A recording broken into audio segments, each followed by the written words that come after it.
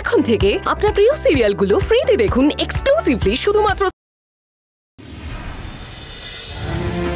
ওই দেখো দেখো, মনের সন্দেহ এবারে দূর হয়েছে তো? এসো।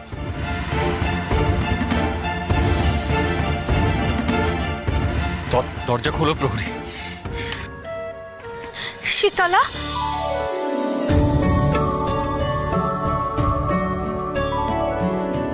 মা, বাবা, তোমরা ঠিক আছো তো?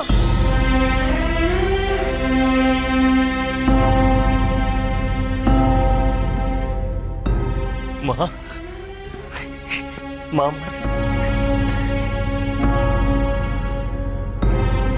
দেখি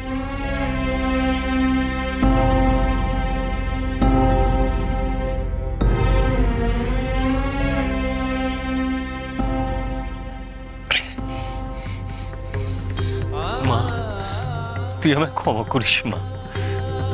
আমি জানি ক্ষমা চাওয়ার যোগ্য আমি নই। নিজের পুরুষ দম্ভে আমি শুধুমাত্র আমার মেয়েকে না, সমগ্র নারী জাতিকে অপমান করেছি। না বাবা, তুমি আমার কাছে ক্ষমা চেয়ে আমি অপরাধী করে দিও না। শীতলা, তুই যদি এই কারাগারেই বন্দি ছিলি, তাহলে আমাদের ওখান থেকে রক্ষা করলো কে? সেই জঙ্গলের মা।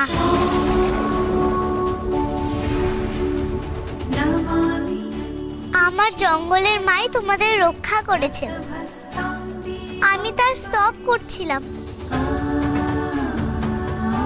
আমি তো এই কারাগারে বন্দি ছিলাম মা, বেরোবার চেষ্টাও করিনি। আমি শুধু অপেক্ষা করছিলাম বাবা কখন আসবে। আমি জানতাম বাবা ঠিক তার ভুল বুঝতে পারবে। আমি আমার ভুল সত্যি বুঝতে পেরেছি মা, কিন্তু তোমার সেই জঙ্গলের মা কে বলো তো? যার স্তব তুমি করছিলে তিনি কে? তিনি কি তোমার রূপ ধরে তোমার মায়েদের রক্ষা করেছেন মা? কেমন দেখতে তাকে?